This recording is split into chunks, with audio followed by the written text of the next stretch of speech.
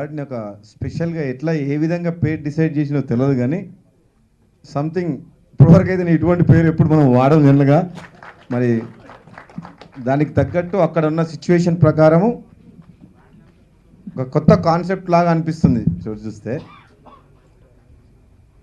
లజ్జ audio release ఫంక్షన్కి ఇచ్చేసిన వేదికను అలంకరించిన పెద్దలందరికీ, చాలా వరకు నాకు ఎక్కువ పరిచయం లేదు ఫిల్మ్ ఇండస్ట్రీస్లో, కానీ మొట్టమొదటిసారి మా ప్రియ శిష్యుడు నల్గొండ జిల్లా నుంచి ఒక అతను మన ఈ మన హీరో గారి అబ్బాయి, ఇంకో కొలీగ్స్ అందరు నాకు పొలిటికల్గా చాలా క్లోజ్. ఈరోజు మార్నింగ్ వచ్చి రమ్మంటే పక్కనే 10 నిమిషాలు మా ఇల్లు, నేను కూడా ఫిల్మ్ నగర్లో ఉంటాను, అందరు ఫిల్మ్ ఇండస్ట్రీ వాళ్ళతో చాలా సంబంధం ఉంది, వెంటనే ఒప్పుకొని రావడం జరిగింది. వేదికను అలంకరించిన పెద్దలందరికీ, ముఖ్యంగా తమ్మారెడ్డి భరద్వాజ గారికి, హీరో గారికి, ప్రొడ్యూసర్ గారికి, డైరెక్టర్ గారికి, హీరోయిన్కు, ముఖ్యంగా మిగతా ఇచ్చేసిన ప్రతి ఒక్కరికి ఎవరు ఏమనుకోవద్దు, పేరు పెట్టి నీకు పిలవలేను కాబట్టి ఈ కార్యక్రమంలో పాల్గొంటున్న మీ అందరికీ కూడా నా హృదయపూర్వక నమస్కారాలు తెలియజేస్తూ, ముఖ్యంగా నేను గర్వపడేది ఏంటంటే మా నల్గొండ జిల్లా అబ్బాయి హీరో, దీంట్లో మా జిల్లా వాసి. ఎవరికైనా మనసులో బయట చెప్పుకోకపోయినా ఎంతో మనసులో మాత్రం పుట్టిన స్థలం మీద, జిల్లా మీదనో, గ్రామం మీదనో ప్రేమ అనేది ఉంటుంది కదా, కన్న జన్మభూమి మీద. అట్లా నల్గొండ జిల్లా అబ్బాయి హీరో అని చెప్పి వాళ్ళ తండ్రి పరిచయం చేసుకొని కూడా చాలా సంతోషపడ్డాను. ఎప్పుడు ఇటువంటి ఫంక్షన్లు రాకపోయినా ఫిలిం ఇండస్ట్రీస్లో అందరితో నాకు ఎన్నో సంబంధాలు ఉన్నాయి. రామానాయుడు గారు మా నైబరు, రమేష్ ప్రసాద్ గారు మా పక్కిల్లు, మా ఇల్లు అనుకునే ఉంటుంది ఈ ల్యాబ్, రోజు మాట్లాడుకుంటాం, చాలా క్లోజ్. జగపతి బాబు వాళ్ళ ఫాదర్ రాజేంద్ర ప్రసాద్ గారు, వీళ్ళంతా రాఘవేంద్ర, వాళ్ళంతా నైబర్స్. నాకు చాలా ఫిల్మ్ ఇండస్ట్రీ తోటి బయట ప్రపంచానికి తెలియదు, కానీ ఇంక్లూడింగ్ చిరంజీవి వాళ్ళంతా మా ఫ్యామిలీ ఫ్రెండ్స్ లాగా అన్నట్టు. నేను బయటకు కానీ అందరితో బాగుంటాను, ఫిల్మ్ నగర్లో ఉంటున్నా కాబట్టి ఫ్రెండ్షిప్ అందరితో బాగుంది. ఈ సినిమా ఇండస్ట్రీ వాళ్ళతో చాలా వరకు నాకు ఉన్నాయి, కానీ ఇప్పుడు ఈ రంగంలోకి రాలే, ఆసక్తి చూడలేదు. లేకపోతే ఇంట్రెస్ట్ ఉంటే ఈ పాటికి నేను కూడా సినిమా తీసి ఉండేవాడినేమో, ఈ పాటికి ఎప్పుడో తీసి ఉండేవాడిని. ఒక్కసారి అనుకున్నా, మొట్టమొదటగా 2000లో ఒకటే ఒక జీవితంలో కోరిక ఉందంటే సక్సెస్ఫుల్ పర్సన్గా, ఎంటర్ప్రీనర్గా, బిజినెస్ మ్యాన్ కావాలనుకున్నా. ఆయన ఒక కోరిక. ఒకసారి ఎంపీ కావాలనుకున్నా, 2009లో ఎంపీగా గెలిచినా. ఇక నాకు ఒకటే కోరిక మిగిలిపోయింది, సినిమా తీయాలనుకున్నా తీయలేదు ఇంకా. అదే అది ఒకసారి నాకు మన శ్రీదేవి గారు ఎయిర్పోర్ట్లో ఎంపీ ఉన్నప్పుడు కలిసిండ్రు, సినిమా హీరోయిన్, మన తెలుగు సినిమా హీరోయిన్, ఢిల్లీ ఎయిర్పోర్ట్లో. ఆ రోజు ఫ్లైట్ డిలే ఉంటే ఆమె బాంబేకి పోతుంది, నేను హైదరాబాద్ వస్తున్నా. అయితే ఆమెతో పరిచయం చేసుకొని మాట్లాడుతుంటే ఈ మాట అన్నా, అమ్మ మీరు రావద్దు దీంట్లో, మీరు సక్సెస్ఫుల్గా ఉన్నారు, సక్సెస్ఫుల్గానే ఉండండి, చాలా డేంజర్ ఫీల్డ్ అన్నది. ఎందుకు అన్నా అంటే అంత ఈజీ కాదు మీరు అనుకున్నట్టు, ఫిల్మ్ ఇండస్ట్రీలో కొద్దిగా అది ఉండాలి. అంటే నాకు ఒక ప్యాషన్, ఒక సినిమా తీయాలని ఉంది. ఏదో ఒకటే సినిమా అంటే ఒక్క సినిమా తీసినాక మళ్ళీ బయటికి పోలేరు, దీంట్లో ఉండిపోతారు అన్నది. సరే ఒకసారి ఒక కోరిక ఉన్నది కాబట్టి, మనసులో ఉన్న కోరికని ఎందుకు మీ ఫిల్మ్ ఇండస్ట్రీకి సంబంధించిన ప్రోగ్రాంలో కాబట్టి ఆ కోరికని తెలపాలి కాబట్టి సందర్భం వచ్చింది కాబట్టి మీ అందరికి తెలియజేస్తున్నా. ఎప్పుడో ఒక రోజు డెఫినెట్గా ఒక పిక్చర్ అంటూ వస్తుంది గ్యారంటీగా.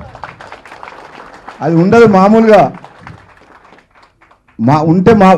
వస్తే మామూలుగా రాదు. నేను అనుకున్నది 9 లాంగ్వేజ్లో తీయాలి లక్కీ నెంబర్ అని, ఒకటేసారి 9 లాంగ్వేజ్లో పెద్ద ఎత్తున తీయాలని అనుకున్నా. సరే భగవంతుడు సహకరిస్తే, అనుగ్రహిస్తే, అన్నీ కలిసి వస్తే తప్పకుండా మామూలు కాకుండా, ఆషామాషా కాకుండా ఒక బ్రహ్మాండమైన మూవీ నా ఫ్యూచర్ డేస్లో తీస్తానని అనుకుంటున్నాను. చూద్దాం. ఈరోజు ఈ కార్యక్రమానికి పిలిచిన ప్రతి ఒక్కరికి కూడా నా ధన్యవాదాలు తెలియజేస్తూ, ప్రసాద్ ఇన్స్టిట్యూట్లకు ఎంటర్ అయ్యేటప్పుడు కూడా ఆ పోస్టర్ చూస్తుంటే నిజంగా ఆ ముస్లిం వేషధారణ చూసిన ఆ అబ్బాయిని, హీరోని చూస్తుంటే చాలా నాకు బాగా నచ్చింది. ఆ డ్రెస్సింగు అవన్నీ చూస్తుంటేనే దాంట్లో చాలా మంచిగా అనిపించింది. ఇక్కడికి వచ్చిన తర్వాత సాంగ్స్ చూసిన తర్వాత మాత్రం ఇంకా ఇంప్రెస్ అయినా. ఒక డెఫినెట్గా ఈ కథ ఏందో నాకు మొత్తం తెలియదు, కొంచెం పొద్దున్నుంచి బిజీ ఉండే విజిటర్స్ తోటి. కానీ ఇక్కడికి వచ్చిన తర్వాత ఆ పాటలు, ఆ కాన్సెప్ట్ ఆఫ్ లైక్ దాంట్లో ఫొటోస్లో చూస్తుంటే ఇది ఒక సంథింగ్ డిఫరెంట్ కైండ్ ఆఫ్ ఒక మూవీ లాగా అనిపిస్తుంది. కాబట్టి ఈ సినిమా విజయవంతం కావాలని ప్రొడ్యూసర్ గారికి, డైరెక్టర్ గారికి, హీరో హీరోయిన్ గారికి, మిగతా ఈ సినిమాలో సాంకేతిక సిబ్బంది మరియు ఎగ్జిక్యూటివ్ ప్రొడ్యూసర్సు, సినిమాలో నటిస్తున్న నటీనటులందరికీ, ఈ సినిమాలో ఇన్వాల్వ్ అయిన ప్రతి ఒక్కరికి కూడా నా బెస్ట్ విషెస్ చెప్తూ, నమ్మకాలతోటి ఈ సినిమాకి పెట్టుబడి పెట్టగలిగాము. మాకు సహకరించిన చాలామంది పెట్టుబడిదారులు ఉన్నారు. వాళ్ళందరికీ కూడా నమస్కారాలు. ఇక్కడికి వేదికపైకి వచ్చిన పెద్దలందరికీ నేను నమస్కారం. నరసింహారెడ్డి ఇంకా సినిమాలు మంచిగా తీయాలని కోరుకుంటున్నాను. అంతకు ముందు తీసిన సినిమాలో నంది అవార్డు వచ్చింది కాబట్టి ఆ సినిమా ఎంత బాగా చేశాడో అంతకన్నా అద్భుతంగా తీస్తున్నాను మామ, ఈ స్టోరీ చెప్తే ఖచ్చితంగా తీయాలి నువ్వు అల్లుడు అని చెప్పేసి ప్రోత్సహించి సినిమా తీయించాను. అనిల్ గారు గరం సినిమాకి కో డైరెక్టర్. ఆ సినిమా ఆయన వల్లే నాకు ఈ సినిమా వచ్చింది. యాక్చువల్గా నేను ఆయన్ని ఒక వేరే సినిమా ఆడిషన్ కోసం కలిసినప్పుడు ఆయన నన్ను గుర్తుపెట్టుకుని నరసింహానంది గారు నీ లజ్జా సినిమా హీరోయిన్ కోసం చూసినప్పుడు నా పేరు సజెస్ట్ చేశారు. ఆయన నా ఆడిషన్ తీసుకుని నన్ను ఈ సినిమాకి సెలెక్ట్ చేశారు. Thank you so much Anil గారు. మీరు ఈరోజు ఇక్కడ లేరు, but thank you so much for that. And first నేను నరసింహానంది గారి గురించి చెప్పాలి. ఈ సినిమా ట్రైలర్స్ రిలీజ్ అయ్యాక చాలామంది ఎక్స్ప్రెషన్స్ బాగున్నాయి, చాలా బోల్డ్గా చేశారు, డేరింగ్ ఇవన్నీ చెప్పారు. But really that's really a dare attempt. But అది నేను చేయడానికి నాకు అంత ఇన్స్పిరేషన్ ఇచ్చింది నరసింహానంది గారు. డేర్గా యాక్ట్ చేయడానికి రీజన్ ఓన్లీ నరసింహానంది గారు. ఆయన ఇచ్చిన ఇన్పుట్, ఆయన నాకు ఇచ్చిన anything like dialogues before, expressions ఏది ఎలా ఉండాలి ఏంటి అంతా because of him. Thank you so much Nandi గారు. నా ఫస్ట్ సినిమా నేను లజ్జా అని ఒక పవర్ఫుల్ క్యారెక్టర్, ఇలాంటి ఒక క్యారెక్టర్తో నేను ఫస్ట్ సినిమాలో ఇంట్రడ్యూస్ అవ్వడం is really glad. Thank you so much. And ఆయన వెరీ డెప్త్ అండ్ ఇంటెన్స్ సబ్జెక్ట్స్తో సినిమాలు చేస్తుంటారు నంది గారు. He's always inspired by Raj Kapoor, Shyam Benegal, అలాంటి ఒక డెప్త్ లైన్స్, ఒక ఇంటెన్స్ సబ్జెక్ట్స్తో సినిమాలు చేయాలని ఆయన ఎప్పుడు అనుకుంటుంటారు. అలానే ఆయన ప్రీవియస్ మూవీస్ కూడా చేశారు. ఇది కూడా అట్లాంటి ఒక cinema, very depth and intense movie. All ఒక హ్యూమన్ ఎమోషన్స్ మీద, హ్యూమన్ ఫీలింగ్స్, ఒక 4 క్యారెక్టర్స్ వాళ్ళ ఫీలింగ్స్ మీద రన్ అవుతూ ట్రావెల్ అయ్యే సినిమా ఇది.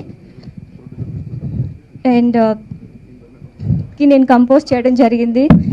ఆ ఆపర్చునిటీ ఇచ్చినందుకు నంది గారికి thank you so much. Wonderful music, యాక్చువల్గా 5 songs all very very melodious. నాకు కంపోజ్ చేయడానికి కూడా చాలా ఈజీ అయింది, చాలా బాగా వచ్చాయి సాంగ్స్. దానికి అంత మంచి లిరిక్స్ ఇచ్చింది వనమాలి గారు. ఆల్ 5 సాంగ్స్కి వండర్ఫుల్ లిరిక్స్, చాలా బాగున్నాయి. And thank you so much Vanamali garu. Narasimhanandi గారి నేషనల్ అవార్డ్ మూవీ డైరెక్టర్ దాంట్లో చేయడం నాకు చాలా హ్యాపీగా ఉంది. నాకు ఈ క్యారెక్టర్ నాకు సూట్ అవుతుందని నాకు సార్ ఆఫీస్కి వెళ్ళినప్పుడు చెప్పారు. నేను వేరే ప్రాజెక్ట్ కోసం వెళ్తే thank you sir for giving this me nice character. Sukku గారు, ఈరోజు సుక్కు గారి డే. సుక్కు గారు చాలా అద్భుతమైన మ్యూజిక్ ఇచ్చారు. ఆర్ఆర్ చాలా అద్భుతంగా ఉంది. ఫస్ట్ ఆఫ్ ఆల్ నేను ఈ సినిమాలో సలీం అనే క్యారెక్టర్ ప్లే చేశాను. ఆ క్యారెక్టర్ తాలూకు బాడీ లాంగ్వేజ్ కానీ, ఆ క్యారెక్టర్ తాలూకు విజన్ని, డైరెక్టర్ గారికి ఉన్న విజన్ని నేను స్క్రీన్ మీద ప్రజెంట్ చేయడానికి ట్రై చేశానండి. దానికి సంబంధించిన బాడీ లాంగ్వేజ్ కానీ, కాస్ట్యూమ్స్ కానీ, లుక్ కానీ, everything, dialogue, diction, everything director గారు పర్టికులర్గా డిజైన్ చేసి దాన్ని మేము బిఫోర్ వర్క్ చేసి దాని గురించి ఈ సినిమా కోసం చేశాము. నేను మళ్ళీ ఇంకొకసారి చెప్తున్నానండి, నరసింహానంది గారి సినిమాలో లీడ్ క్యారెక్టర్ చేయటం అంటే నాలాగా ఫోటో పట్టుకొని తిరిగే ఆర్టిస్ట్కి మాత్రమే తెలుసు దాని వాల్యూ. ఎందుకంటే నేను తిరిగాను కాబట్టి. So Narasimhanandi sir, thank you sir, thank you so much. అలానే సినిమా విషయానికి వచ్చేసరికి, ఒక హిందువుల అమ్మాయి తన భర్తను వదిలేసి సలీం అనే క్యారెక్టర్తో వచ్చేసిన తర్వాత తిన నిజస్వరూపం తెలుసుకొని తర్వాత ఆ అమ్మాయి ఎలాంటి ప్రాబ్లమ్స్ ఫేస్ చేసింది అనే బేస్ మీద ఈ స్టోరీ లైన్ నడుస్తుంది. సో చాలా అద్భుతంగా వచ్చింది సినిమా, చాలా డిఫరెంట్ సినిమా చూద్దామనుకునే వ్యూవర్స్ అందరికీ ఇది షూర్గా డిఫరెంట్ సినిమా అవుతుందండి. నేను మీకు ఆ విషయం ట్రైజర్లో కానీ సాంగ్స్లో కానీ మీకు అర్థమై ఉంటుంది. ఇంకా సుక్కు గారు sir, thank you sir, thank you so much. చాలా మంచి మ్యూజిక్ ఇచ్చారు, చాలా మెలోడియస్గా. సార్ అలానే వనమాలి గారు, అలానే మా డిఓపి మోహన్ రెడ్డి గారు, థ్యాంక్స్ అన్న, thank you so much sir. అలానే జమ్ని కిరణ్ గారు, thank you sir, thank you వచ్చినందుకు. అలానే ప్రొడ్యూసర్స్ అందరికీ థ్యాంక్ యూ సో మచ్ అండి. అంటే కామం కోసం భయాన్ని లజ్జని వదిలేసి దేనికైనా తెగించే వ్యక్తి కథ కాదు. ప్రేమ కోసం భయాన్ని లజ్జని వదిలేసిన ఒక స్త్రీ చిత్రం ఇది. అద్భుతమైన అంతరంగంగా చెప్పచ్చు. నాకు నరసింహానంది గారు మొత్తం కథ చెప్పారు. చాలా కొన్ని సన్నివేశాలు మనల్ని చాలా కదిలింపజేస్తాయి. అలాగే కథానుగుణంగానే ఈ చిత్రంలో అన్ని పాటలు కమర్షియల్ పంధాలు నడిచిన పాటలు కాదు. వీటికి సుక్కు గారు కూడా చాలా మంచి సంగీతాన్ని అందించారు. ఆయనకి మొదటి చిత్రమైనా కూడా మంచి భవిష్యత్తు ఉంటుందని నేను కోరుకుంటున్నాను. ఈ చిత్రం కూడా గొప్ప విజయాన్ని సాధించి నిర్మాతలకి, దర్శకులకి మరోసారి మంచి పేరు తీసుకురావాలని కోరుకుంటూ సెలవు. నరసింహనంది గారిని కలవాలని చాలా రోజులుగా అనుకుంటూ ఉండేవాడిని. కానీ కరెక్ట్గా ఒక వే నాకు దొరకలేదు. గురువారెడ్డి గారు, కానీ అక్కడికి వెళ్ళిన తర్వాత తెలిసింది ఆయన నాకు కజిన్ బ్రదర్ అవుతారు. అలా ఫీల్డ్లో సినిమా ఆఫీసులు చుట్టూ తిరుగుతుంటే నీ తినాలిలాగా మా కాళ్ళ వస్తే అలా కనిపెట్టాం. సో అలా పరిచయం చేశారు. సో నంది గారికి పరిచయం చేసే వరకు ఈ ఆఫర్ రావడానికి నిజంగా ఆయన గురువారెడ్డి గారి కారణం. థ్యాంక్ యూ వెరీ మచ్ అన్న. ఇక సాంగ్స్ విషయానికి వస్తే వనమాలి గారు ఈ సినిమాలో పాటలు రాయడం అనేది మిగిలిన కాస్ట్ అండ్ క్రూకి ఏమో కానీ నాకైతే చాలా అదృష్టంగా భావిస్తున్నానండి. ఎందుకంటే ప్రతి అక్షరం అసలు నేనైతే యాక్చువల్గా ఒకసారి పాట చేసేసిన తర్వాత మళ్ళీ వినండి, సేమ్ మళ్ళీ అలానే వస్తుందేమోనని. కానీ వనమాలి గారి లిరిక్స్ మాత్రం మళ్ళీ వినేలా చేసేవి వింటూనే ఉన్నాను. ఇక నంది గారి గురించి చెప్పాలండి. ఇక నంది గారు ఫస్ట్ కలిసినప్పుడు గురువారెడ్డి అన్న కలిసి ఇలా మాట్లాడి ఓకే చేసిన తర్వాత ఇక ఓకే నువ్వు చేద్దులే సుకుమార్ అన్నారు. సరే చేద్దాం అనుకున్న తర్వాత ముందు సినిమాలన్నీ సార్ ఏం చేశారు ఆల్రెడీ చూశాను నేను, బట్ ఒకసారి చూద్దాం అని చెప్పి మళ్ళీ కూర్చున్నాను. కానీ ఆ సినిమాలు వేరు, ఈ సినిమా వేరండి. ఖచ్చితంగా ఇది కమర్షియల్గా కూడా హిట్ అవుతుంది, 100% చెప్తున్నాను. పొద్దులేసిన దగ్గర నుంచి మనలో సినిమా సంబంధించిన చాలామంది విమర్శకులు మలయాళంలో మంచి సినిమాలు వస్తున్నాయి, తమిళంలో మంచి సినిమాలు వస్తున్నాయి, తెలుగులో అన్ని కమర్షియల్ సినిమాలు, ఫైటింగ్ సినిమాలే వస్తున్నాయి అంటారు. కానీ మనకు కూడా చాలా మంచి సినిమాలు ఉన్నాయి. మన దగ్గర కూడా చాలా మంచి దర్శకులు ఉన్నారు. మన ప్రేక్షకులు ఆదరించే స్థాయికి ఆ సినిమాలు చేరలేదని నేను చెప్పగలను. బట్ మేబీ ఇంతకుముందు తీసిన తన సినిమాల్లో ఆ ఎలిమెంట్ ఏదో, అంటే ప్రేక్షకుల్ని సినిమాకి రప్పించగలిగే ఎలిమెంట్ ఏదో మిస్ అయి ఉండొచ్చు నరసింహనంది గారు. అందుకే ఆ సినిమాకి ఆయన అవార్డులు మాత్రం సొంతం చేసుకోగలిగారు.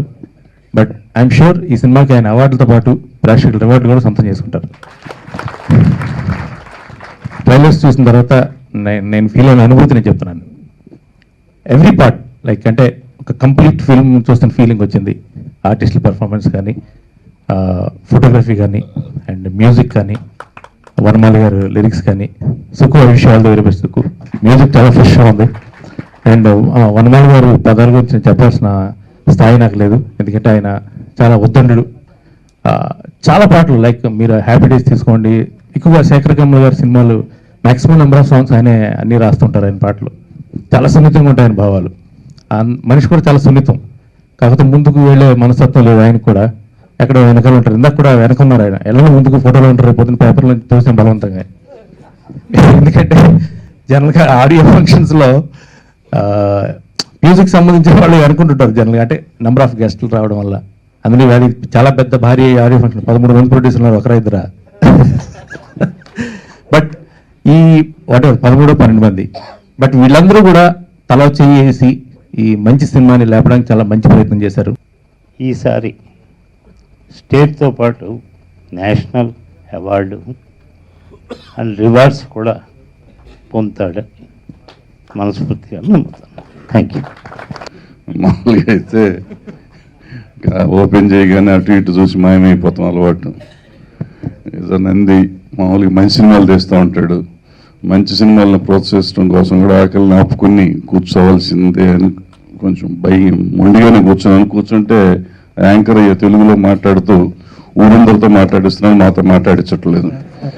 ఇతను మాట్లాడించడేమో మాకు ఫుడ్ ఉండదేమో అనే భయం వేస్తా అంటే నంది గారు దయదలిచి మాట్లాడుతున్నారు.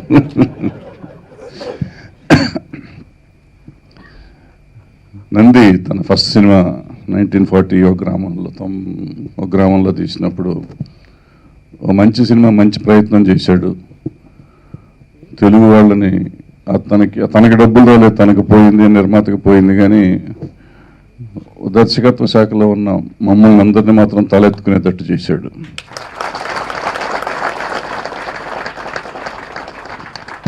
తెలుగులో మంచి సినిమాలు రాలేదని మేము అరుస్తూ ఉంటాం, చాలామంది అరుస్తూ ఉంటారు, కానీ చూసేవాళ్ళు తక్కువ మంచి సినిమా తీసినప్పుడు. అయినా ఆ సినిమా పెద్దగా ఆడకపోయినా మళ్ళీ మొన్న కమల్తో నా ప్రయాణం తీశాడు, అది అద్భుతంగా తీశాడు సినిమా.